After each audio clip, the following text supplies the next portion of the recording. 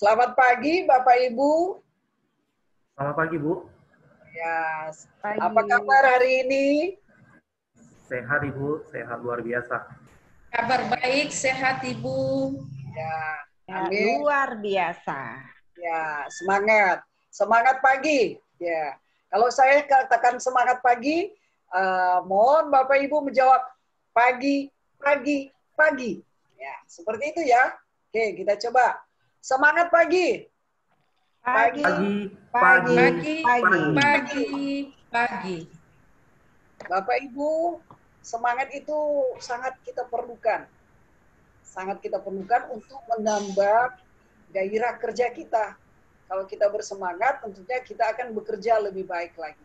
Apalagi kita mengikuti in-house training, butuh semangat yang tinggi untuk kira boleh memahami materi-materi yang disampaikan. Baik Bapak Ibu, sebelum saya memulai, saya ingin mengajukan satu pertanyaan penting. Oke, ingin tahu pertanyaan apa itu? Ya. Apakah Bapak Ibu tadi sudah sarapan? Bagaimana? Sudah, Ibu. Sudah sarapan, Ibu. Ya. Ibu Rohanim sarapan apa tadi pagi? Tadi saya sarapan mie goreng. Sudah Ibu. Ya. Kalau Ibu Sumarni sarapan apa?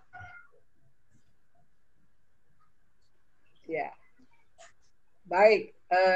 Bapak Ibu, penting sekali untuk kita memulai aktivitas mengawalinya itu dengan sarapan pagi.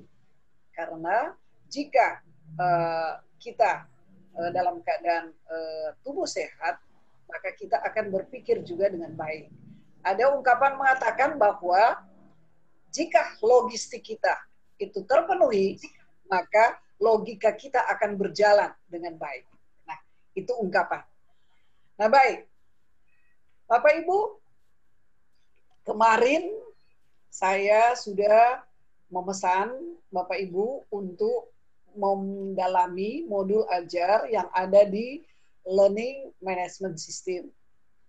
Apa yang dimaksud dengan modul ajar, komponen-komponen apa yang harus diperhatikan oleh guru dalam menyusun modul ajar. Nah, sebelumnya ada juga tugas yang sudah sempat diberikan, yaitu melakukan refleksi awal. Apakah Bapak Ibu pernah menyusun modul ajar? Seperti apa modul ajar yang Bapak Ibu sudah susun? Dan apa kendala Bapak Ibu dalam menyusun modul ajar yang Bapak Ibu sudah susun? Nah, baik. Kesempatan ini mungkin dari Pak Michael bisa menyampaikan apa hasil refleksi awal Bapak terkait modul ajar. Silakan Pak. Baik, terima kasih Bu Selvi yang sudah menunjuk saya sebagai penyampai refleksi yang pertama ya Bu ya. Di sini sekilas saya dari materi yang Ibu berikan, saya dapat menarik satu benang merah bahwa saja modul ajar ini memiliki kemiripan dengan perangkat pembelajaran yang selama ini saya buat, yaitu lebih tepatnya di RPP. Nah, saya perhatikan itu ada kemiripan itu. Cuman yang menjadi pertanyaan saya itu adalah di RPP itu kan ada beberapa komponen-komponen yang sudah ada di modul ajar. Di modul ajar lebih berkembang lagi. Ada namanya profil pelajar Pancasila, ada namanya tadi kalau tidak salah adalah pemahaman bermakna, ada pertanyaan pemantik, ada glosarium, ada daftar pustaka. Nah, kalau di RPP saya kan belum ada ya Bu ya. Di RPP saya tidak ada itu. Yang menjadi pertanyaan saya adalah apakah harus ada profil pelajar Pancasila di dalam modul ajar? Mungkin dari saya seperti itu Bu. Terima kasih. Ya, baik Pak Michael, sangat baik hasil refleksi awal dari Bapak terkait dengan penyusunan modul ini. Nah, memang ada hal-hal baru yang kita dapatkan dari penyusunan modul ajar. Modul ajar itu kalau dulu memang itu sama seperti rencana pelaksanaan pembelajaran yang kita biasa susun. Dengan komponen-komponennya itu hampir mirip.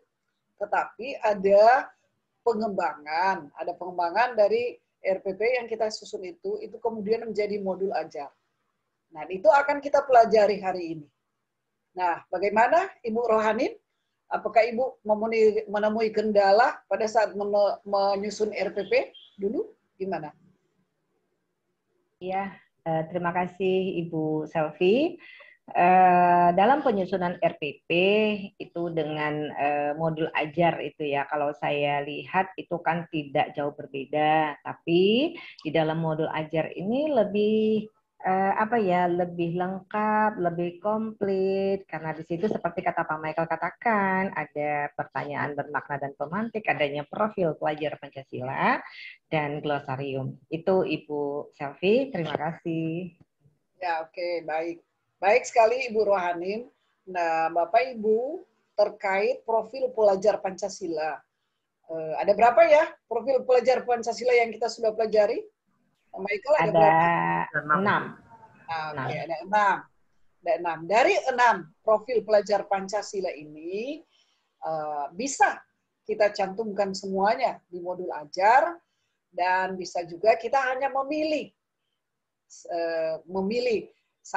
lebih dari satu atau beberapa profil pelajar Pancasila yang berkaitan erat dengan materi atau tujuan pembelajaran yang kita akan capai di pembelajaran. Oke, begitu ya Pak Michael. Jadi bisa dicantumkan semua dan bisa kita hanya memilih yang berkaitan erat dengan tujuan pembelajaran yang kita akan capai. Baik, ya, baik. Mungkin... Kita lanjutkan terkait dengan komponen-komponen modul ajar yang nantinya akan disusun oleh guru-guru di sekolah penggerak.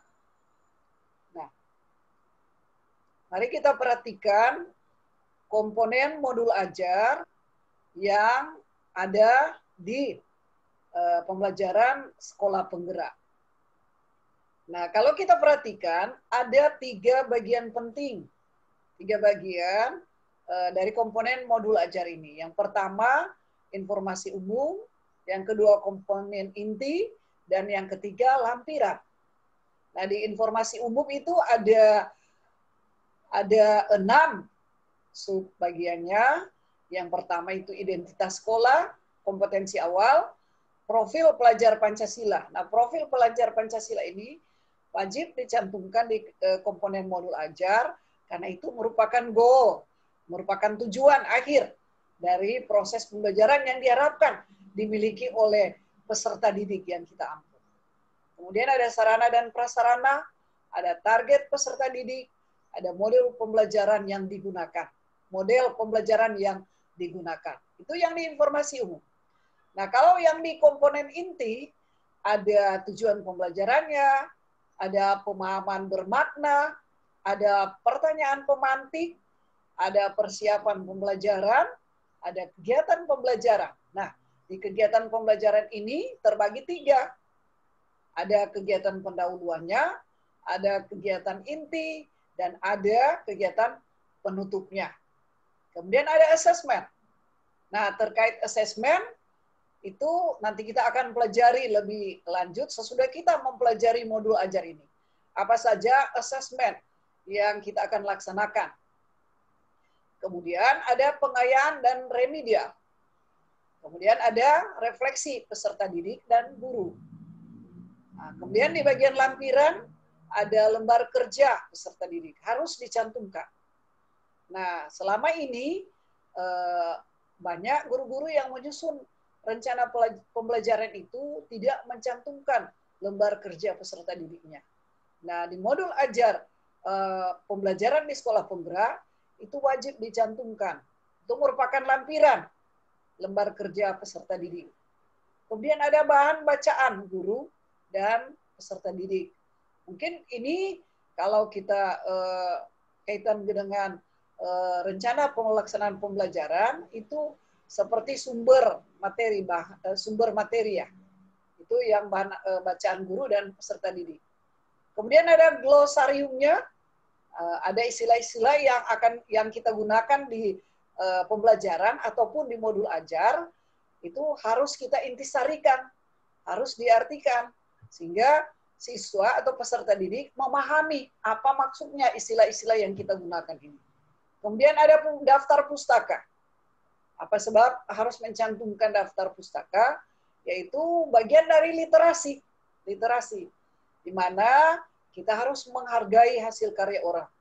Kalau kita mengambil bahan atau materi dari hasil karya orang lain, karangan orang lain, itu harus mencantumkan daftar pustakanya. Itu wajib dicantumkan. Nah, demikian untuk komponen modul ajar. Nah, setelah Bapak Ibu mempelajari komponen modul ajar ini, diharapkan Bapak Ibu sudah memahami sehingga nantinya Bapak Ibu mampu menyusun modul ajar seperti yang diharapkan. Nah, Bapak Ibu, sebelum kita mengakhiri materi hari ini, jangan lupa kita kerjakan tugas yang ada di LMS kita. Di mana Bapak Ibu akan menyusun modul ajar. Modul ajar. Jadi silakan Bapak Ibu memilih satu capaian pembelajaran di fase itu, kemudian kita buatkan tujuan pembelajaran dan kita buatkan modul ajar. Nanti besok, pada pertemuan besok, saya harapkan ada di antara Bapak Ibu yang bisa mempresentasikan hasil penyusunan modul ajarnya. Nah, demikian Bapak Ibu. Bagaimana? Tanya boleh, Ibu? Ya, silakan. Baik, Bu. Terkait glosarium dan terkait mengenai daftar pustaka. Karena kan di rancangan pembelajaran saya belum ada itu sebelumnya, Ibu.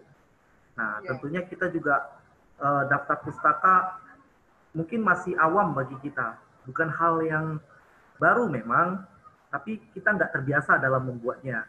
Tentunya seperti itu. Nah, jadi pertanyaan saya adalah, apakah itu wajib ada ya, Bu, ya, daftar pustaka ya? Dan glosariumnya? Ya, kita ikuti dulu komponen-komponen yang ada di modul ajar, sesuai yang ada di materi kita. Ini kan masih berkembang. Ibaratnya kurikulum sekolah penggerak ini kan masih bertumbuh. Masih bertumbuh. Jadi apa yang kita pelajari hari ini, kita ikuti dulu seperti itu. Nanti ke depannya, ketika Bapak Ibu sudah terbiasa menyusun modul ajar, nantinya kita akan melihat apakah semua komponen itu relevan lagi untuk dicantumkan di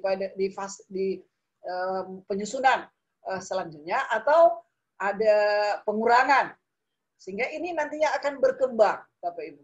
Tapi kita jalani dulu, kita susun dulu berdasarkan apa yang kita pelajari hari ini. Begitu ya, Pak Michael? Ya. Baik, Bu. Terima kasih masukannya, Ibu. Nah, jadi saya dapat satu kesimpulan mengenai bahan bacaan guru dan peserta didik. Di sini saya dapat simpulkan bahwa saja yang berliterasi jangan hanya peserta didik. Kita sebagai guru, kita sebagai kepala sekolah juga harus senantiasa melakukan literasi. Terus kita berliterasi mencari hal-hal baru di dunia sana dan mengembangkan kompetensi kita. Nah, di sini saya dapat satu benang merah, artinya profil pelajar Pancasila itu tidak hanya ditanamkan kepada siswa, tapi juga ditanamkan kepada kita dulu sebagai tenaga pendidik, seperti itu di dalam kelas. Itu ya, Bu, ya, yang bisa saya simpulkan dari diskusi kita hari ini. Gitu, ya, bagus sekali itu Pak Michael, bagus sekali. Itu luar biasa, pemahaman yang luar biasa. Nah, memang itu yang diharapkan nantinya, bahwa dengan adanya modul ajar ini juga akan memberikan kesempatan kepada guru, kepala sekolah bahkan untuk meningkatkan kemampuan literasinya. Karena bagaimana kita mengharapkan anak didik ini kemampuan literasinya itu menjadi baik kalau kita guru-guru juga tidak meningkatkan kemampuan kita untuk mengadakan literasi. Demikian ya Pak Michael, Ibu yang lain. Nah, mungkin mengingat waktu cukup sekian dulu pembahasan kita pada hari ini. Jangan lupa selesaikan apa yang bisa diselesaikan hari ini. Untuk tugas ada ungkapan, jangan menunda pekerjaan yang Anda bisa lakukan hari ini. Ingat, waktu itu terus berjalan. Gunakan waktu seefektif mungkin, seefisien mungkin, kita akan berhasil nantinya. Demikian ya Bapak Ibu, kita akan bertemu kembali besok lebih awal karena banyak yang akan kita pelajari besok. Ya, demikian juga dulu kita bertemu besok pagi ya Bapak Ibu. Salam sehat, tetap semangat, tetap jaga, tetap mengikuti protokol kesehatan yang dianjurkan oleh pemerintah. Ingat, COVID-19 itu bisa saja menyerang siapa saja. Kita tidak tahu, tidak bisa melihat.